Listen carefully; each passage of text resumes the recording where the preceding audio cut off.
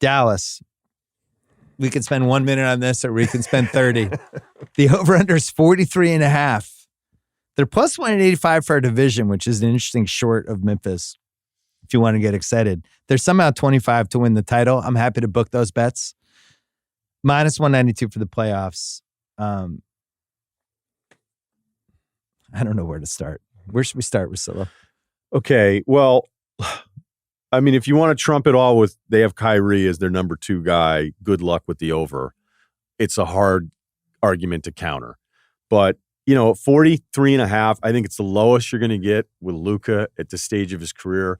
I think Luka finally is going to be a little pissed off about everything, feeling like he still was doing it the right way, even though he needed to kind of step up his game. He could make an excuse that his way was always working because they made it to the Western Conference Finals 2 years ago, which was still sort of weird with the fact that they beat Phoenix. I'm still not quite over that one.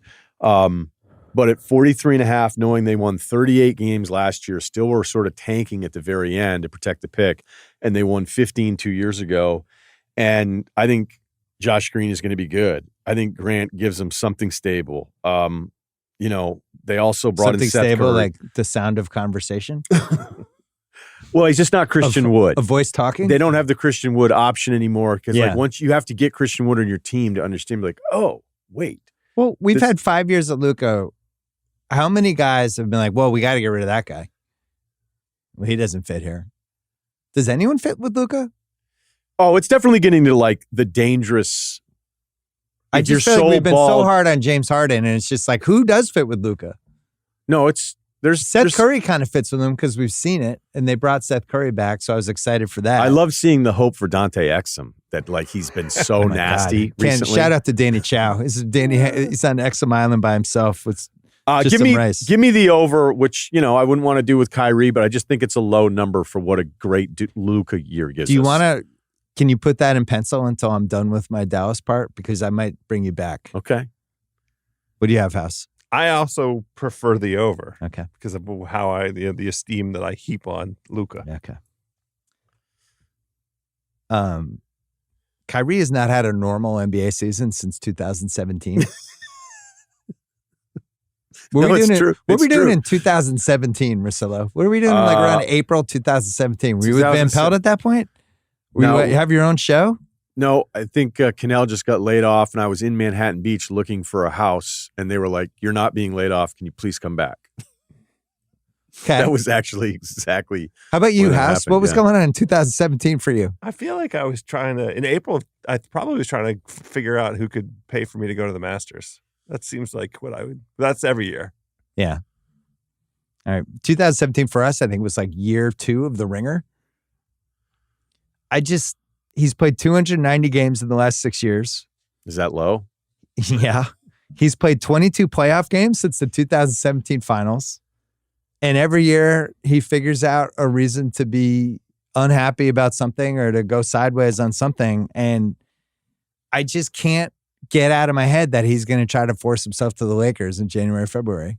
They have all these assets that are ready to trade. They did that Russell contract specifically to trade it. And if anything about this situation is unhappy and he thinks he has another place to go, we've seen what he does. And I just don't trust it.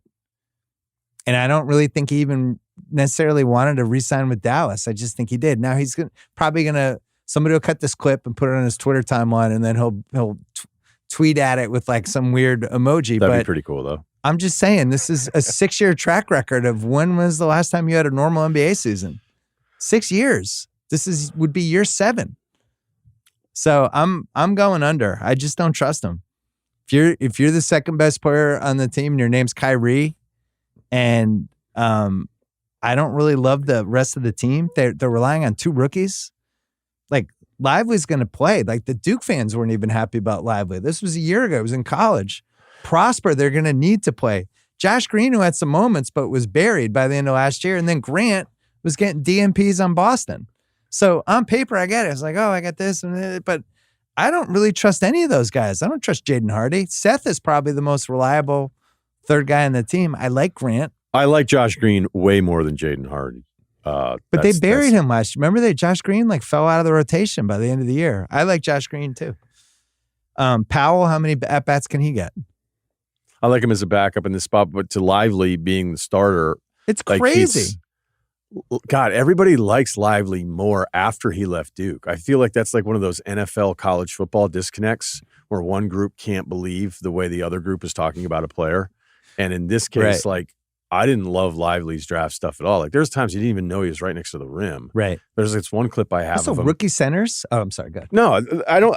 Look, I just feel like Luka coming in a little pissed off, knowing how disappointing last year was. Like, Luka is good enough to get you to 45 wins. So that's my view as well. And to your point, everything that you laid out about Kyrie misbehaving this upcoming season could be true, and they can still win games. It's better for him to play well and try and force what he wants. I just think that's been, I think, top 3 most dysfunctional NBA organization for the last 10 years. Like, not the last 5, for the last 10. They've had the most weird shit and just hard stuff to figure out, the most kind of zags and trades, and they lucked into the Luka trade. But I just don't see any cohesiveness with anything about them, and I don't trust Kyrie. So if I'm wrong on this, so be it. But I just couldn't risk kicking myself and be like, God damn it, I got sucked in it's my just Kyrie such a team. low I'm not bar. doing it. 44 wins. But here's the isn't thing. over. I'm with you normally on Luka's so good, it's a guaranteed 45 wins. But the league is awesome. There's so many great players now. I don't know if you can just write that. To me, it's Jokic and Giannis are the only 2 now that you can say that's 50 wins blind. We've seen Curry miss the playoffs. We saw Luka miss the playoffs last year. So I'm out. All right. So I'm under. You guys are both over. We've had some good disagreements this year.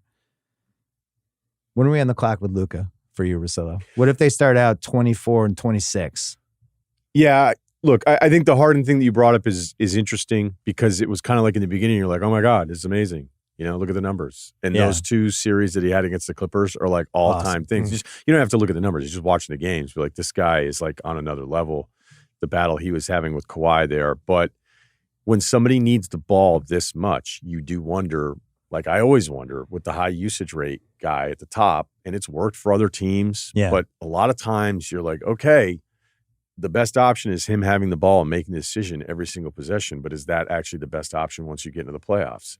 And it really comes down to like what that person wants, where, you know, it's just not my favorite, despite how impressive he can be and how great the numbers are. So I don't see a lot of evidence of those 2 being able to play together either. And also defensively. I just have a lot of questions about this team defensively. 5 and 11? That didn't grab your attention. I like when Kyrie tells the other guy how smart he is. When he's like, hey, if you were smarter, you would have understood that I was doing this.